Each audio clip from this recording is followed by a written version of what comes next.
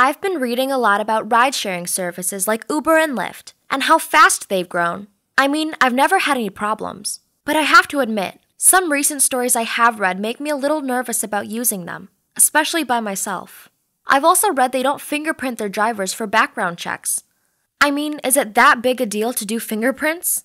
And you would think these giant companies would use the best background check available, or at least the government would make them, right? Seriously, why aren't these rideshare drivers required to pass background checks using fingerprints?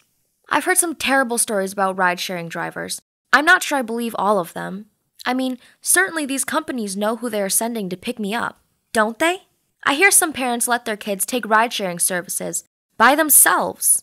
I'm sorry, but that's just crazy. It's hard to imagine some of these stories could be true. Seriously? No way. I think our elected officials, representatives, or whatever they're called would have done something if all these stories were all true. Shouldn't they make these companies do better background checks like fingerprinting so we know criminals and stalkers are not picking us up?